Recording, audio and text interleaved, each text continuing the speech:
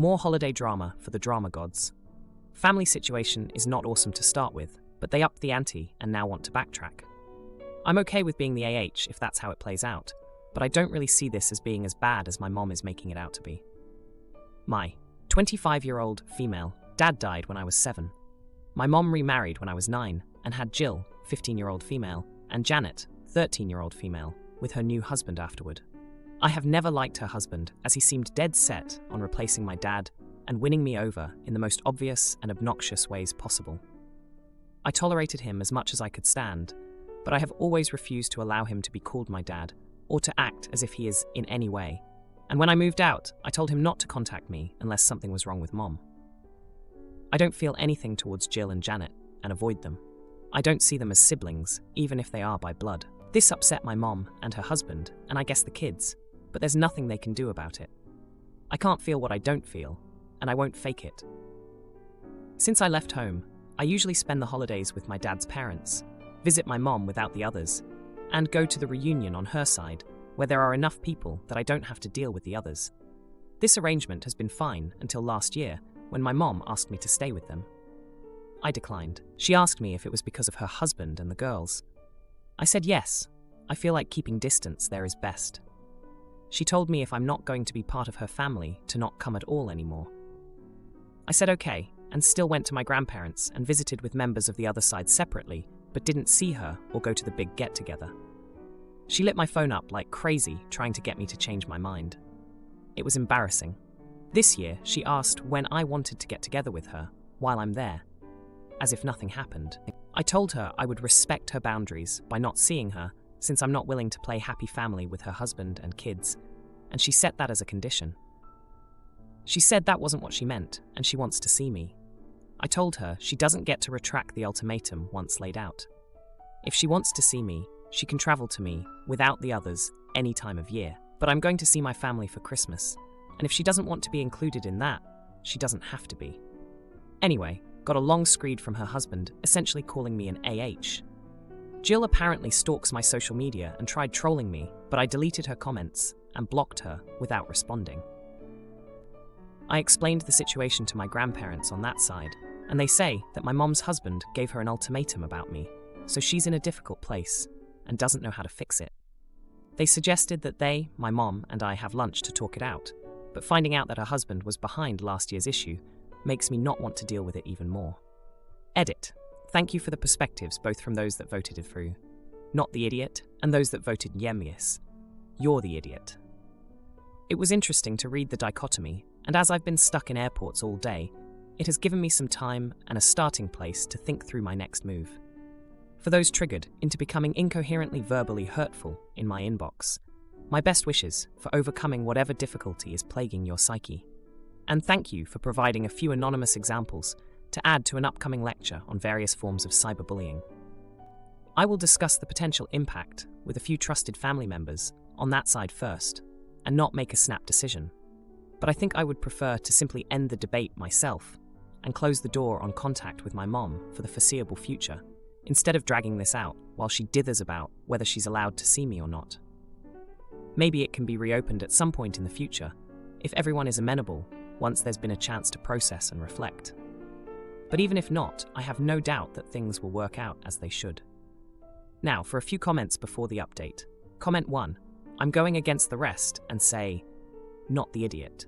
You don't like these people. You maintain distance, aren't mean, simply don't engage. That's not childish. That's what you do when you don't like someone. They aren't family to OP. Stepfather has hurt feelings, despite OP doing nothing to him except not engaging with him. He childishly demands Mom make ultimatums to try and get his way. Mom should have told her husband that her relationship with her daughter was not his concern, and to butt out, but instead, her mother tried to force her, at 25 years old, to accept these people as family because her husband demanded it. OP honors Mom's ultimatum. Now Mom has faffoed, and instead of just apologizing like an adult and setting boundaries with her husband, she's wringing her hands and acting like the victim. No, OP is not the idiot here. She has done nothing wrong. You can't force people to be family if they don't feel it, and you shouldn't. Comment 2. Not the idiot. She issued the ultimatum because she thought it would make you give in. Now she's trying to walk it back, because not only did you not pick her, She's now copying it from everyone around her.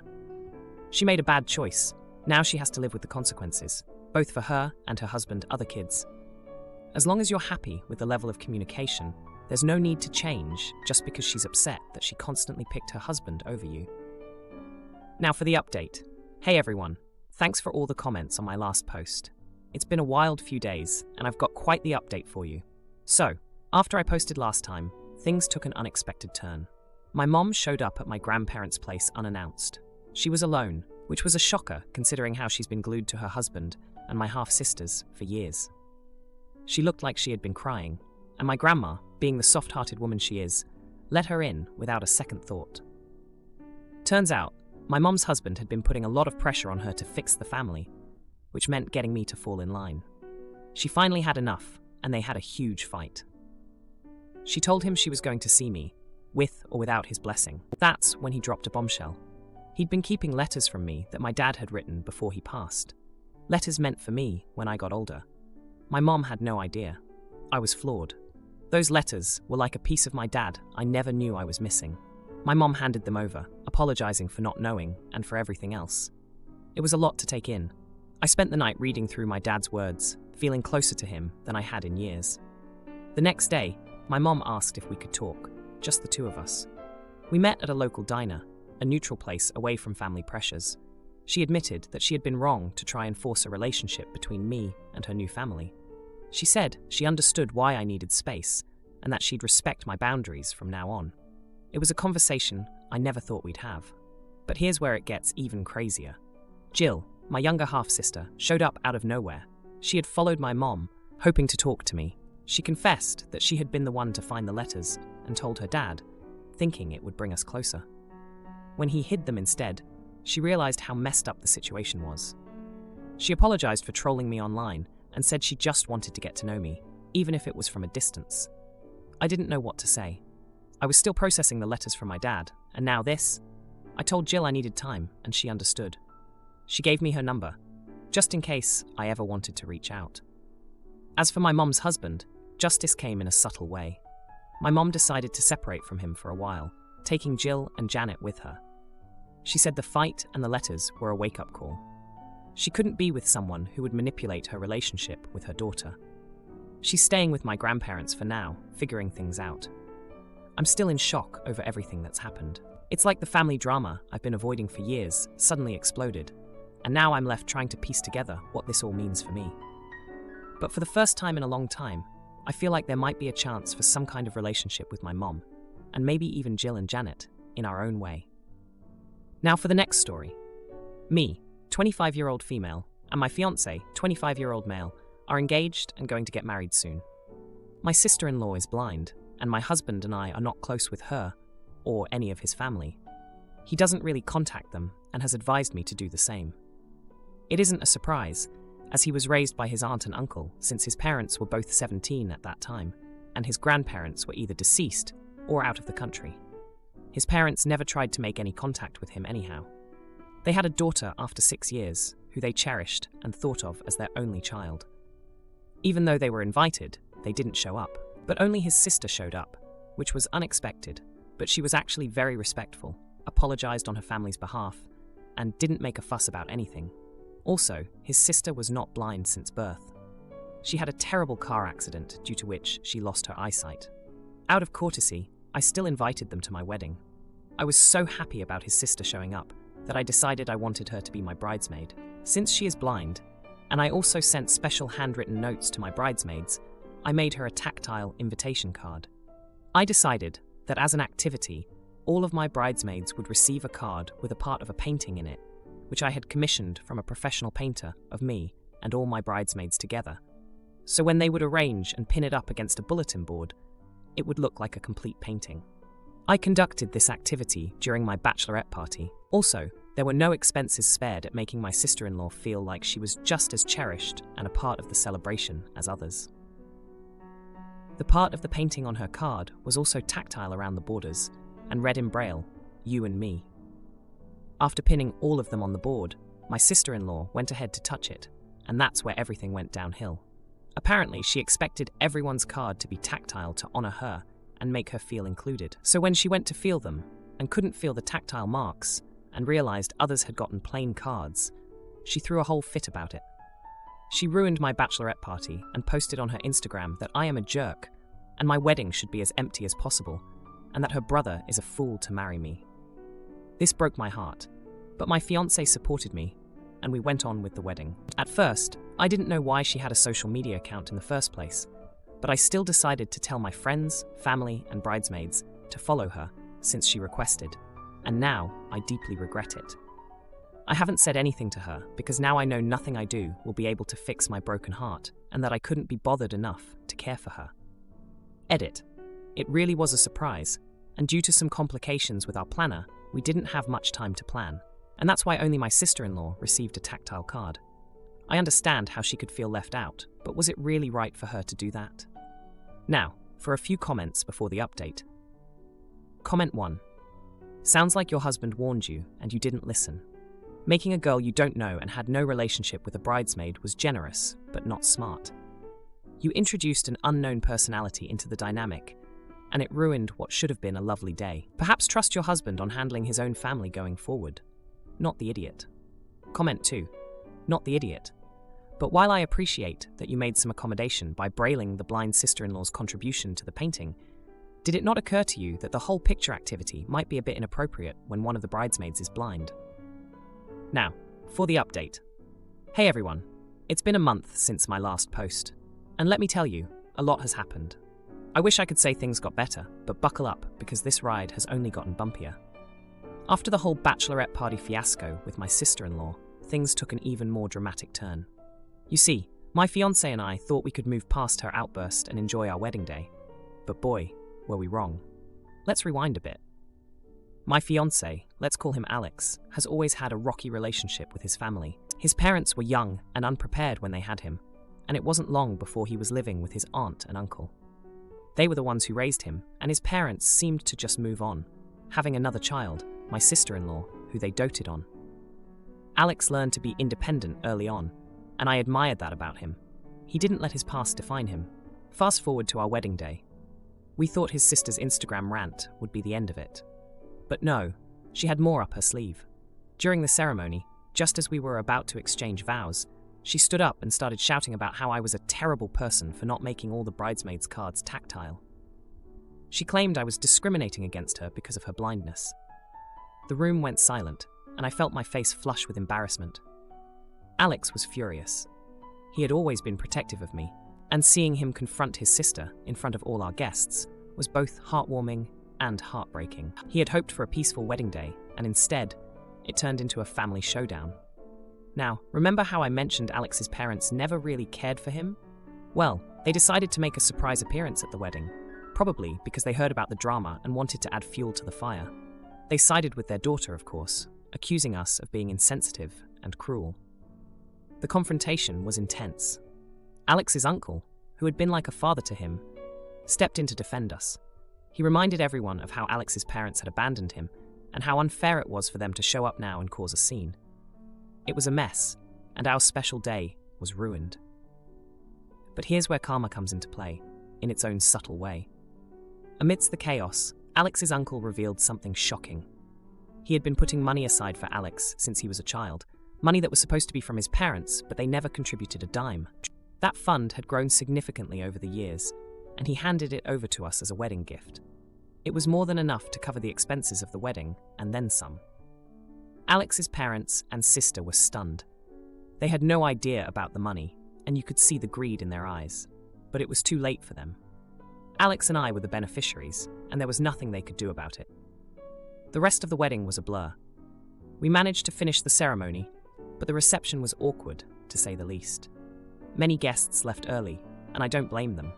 The air was thick with tension, and the joyous occasion we had planned was nowhere to be found. After the wedding, Alex and I took some time to ourselves. We needed to process everything that had happened. It was supposed to be the happiest day of our lives, and it turned into a spectacle we'd rather forget. And as for my sister-in-law, well, she continued her rant on social media. But her followers started to see through her. They noticed how she only played the victim when it suited her, and how she never mentioned the good things we did for her. Slowly but surely, people began to unfollow her, and her influence dwindled. Alex and I are still dealing with the aftermath of the wedding. It's been tough, but we're getting through it together. We've decided to cut ties with his family for good. It's sad, but necessary for our peace of mind. We're trying to focus on the positive, like the unexpected gift from Alex's uncle. It's a fresh start for us, and we're planning to use the money to buy our first home together. But I can't shake the feeling of disappointment. I had such high hopes for our wedding day, and it's painful to think about how it all went down. I guess all we can do now is move forward and build the life we want, just the two of us. Now for the next story. I, 52-year-old woman, have 2 daughters. My eldest is 31 years old. She was my wild child. Since she started walking, she was climbing trees and terrorizing the wildlife. She would come in completely covered, head to toe in dirt and debris every day. As a teenager, she was rebellious. I was constantly worried I'd get a call that she was dead or in jail. She moved out when she was 18 and was determined to never need our help. As an adult, she is mature and responsible. She has a master's degree in business and is in charge of a hospital and a couple of doctor's offices.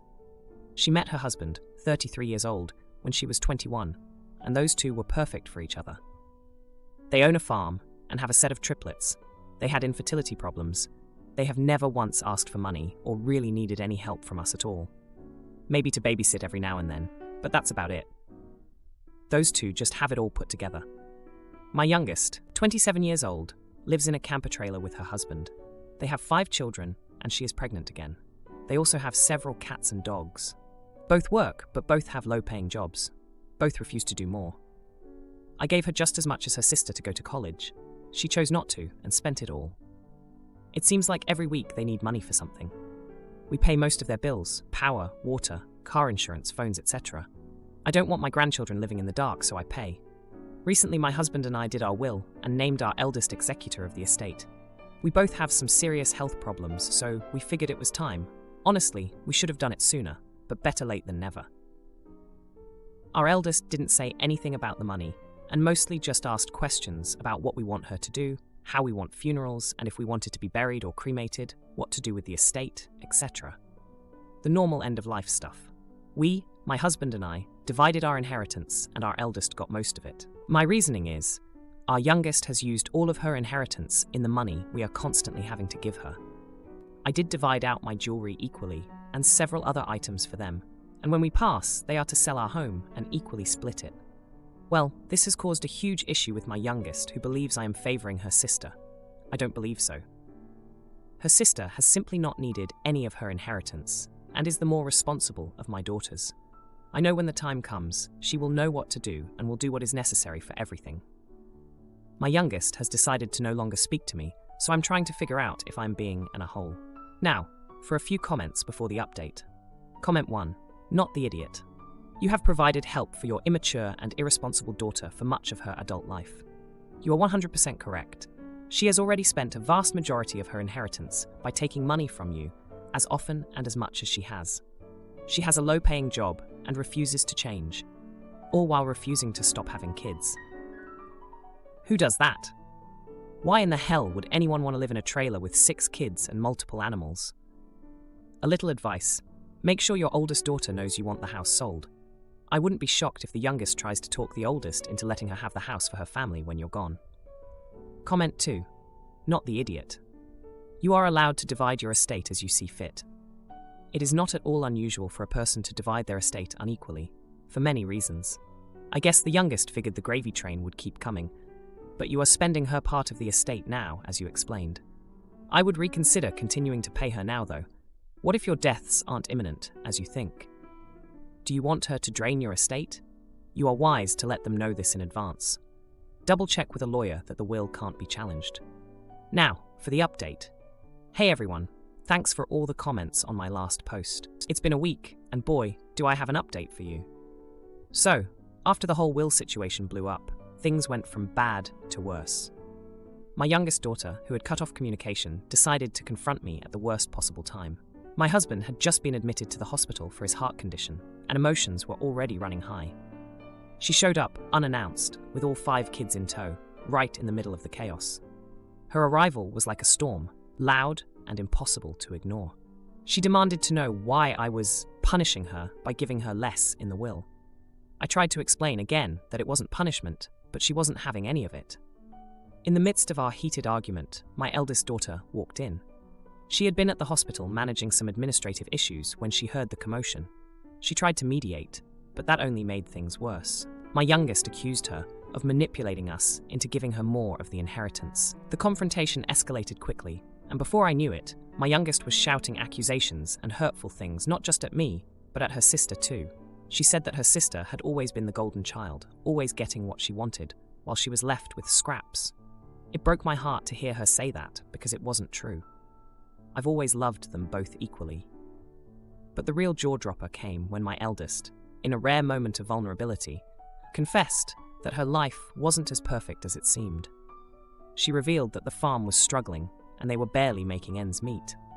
The triplets had medical issues that were draining their finances, and her husband had been injured recently, unable to work. I was stunned. She had never asked for help, never even hinted that they were in trouble.